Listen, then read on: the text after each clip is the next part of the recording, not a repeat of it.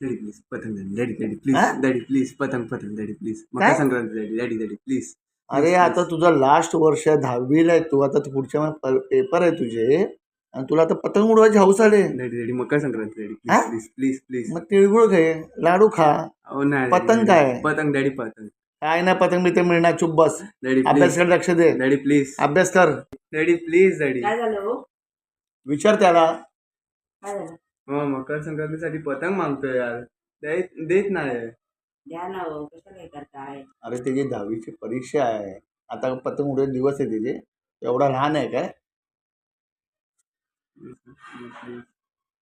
जाऊ दे, मी देते.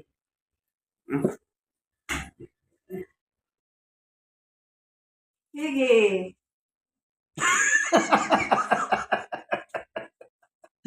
घे पतंग, घे पतंग.